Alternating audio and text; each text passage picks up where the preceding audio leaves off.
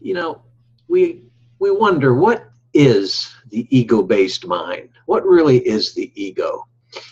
Being that the ego, which is humanity's thought system of doubt, fear, and judgment, it's man-made. It's a man-made thought system, and it's finite, meaning it's limited.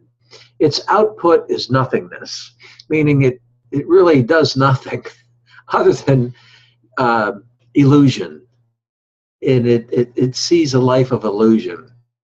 I guess what I'm trying to say is that the ego's life ends with the death of its body, of the physical body. Without the body, the ego just cannot exist. Hello, everyone. This is James Nussbaumer, and I am the author of these two great books. The first one, the pilot of my ever-developing series, is The Master of Everything. It's a story of mankind in the world of illusion we call life. And the second book, the sequel, is Mastering Your Own Spiritual Freedom, Lessons from A Course in Miracles. Both these books are on sale everywhere books are sold all over the world, and published by Ozark Mountain Publishing Company. I hope that you'll pick up a copy. A Course in Miracles teaches why the ego idolizes bodies, even for divinity purposes, and wishes its own to be more than what it is. But illusion is the best it can produce, and producing is always its goal until nothing can be better. We get stressed out over nothing, we get angered and have attack-type thoughts due to the ego's feeling of lack.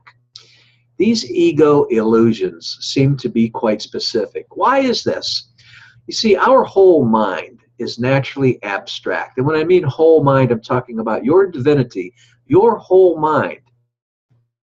Your interconnectedness with all of creation, that is the whole mind. It is naturally abstract, meaning that it is not practical, and is thus it's hard to understand by the practical mind. When we speak of the mind, please don't picture the brain, which is of the body. The mind causes the brain to function through the part of the mind that sees itself as separate from God. That's the ego part in us. It sees us separate from God. That separateness belief is what tells us that we're never good enough. The abstractness of the whole mind is a concentrated essence, keeping it one or whole.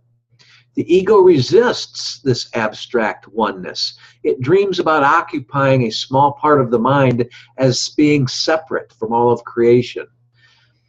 This is the part of all of us that can only think in concrete terms.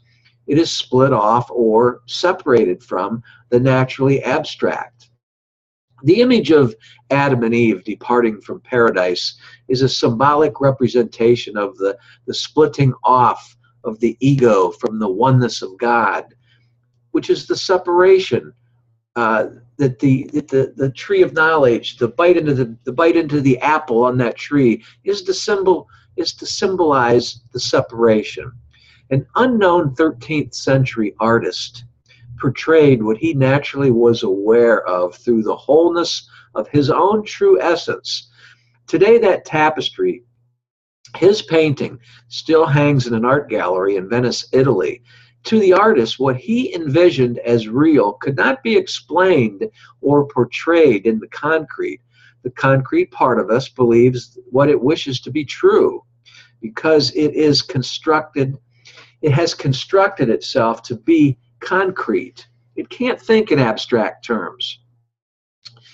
Actually, abstract doesn't even have terms. Abstract is whole. The ego must depend on the concrete because that is all it can understand, and it needs to feel concrete to believe in its own survival.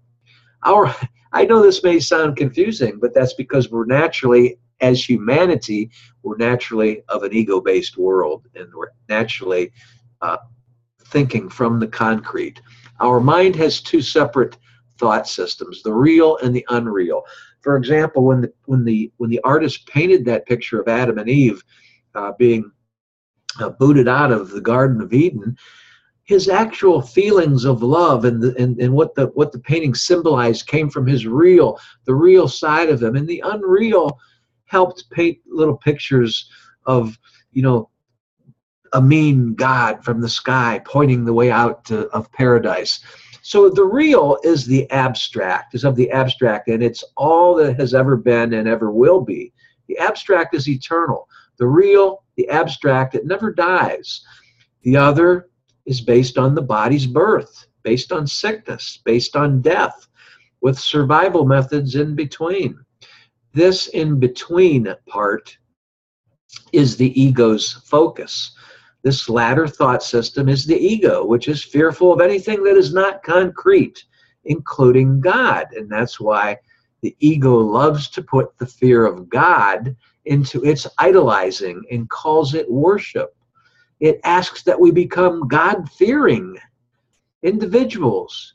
The ego wants us to be, says it's good to be God-fearing individuals in order to improve our well-being. And it teaches that good is never good enough. I hope that makes sense a little bit on the ego. You can find out more about the real you and the ego in you in both of these books. I hope you'll get a copy once again. And here's to the abstract you. By the way, if you find me a little interesting and you'd like to know further, please click on subscribe in this at this YouTube station and subscribe to my channel to help my subscribership build. And I wish the best for you, and I hope you're thinking a lot about your own life and your own abstract ways of dealing with life. You know, think of what the awe and the beauty that you see when you look up at a midnight sky and you see the stars and the moon and the universe up there, the physical universe and all its glory. That feeling, that sensation, that awe that you're getting, that's the abstract in you. God bless, and I hope that makes sense. Bye-bye.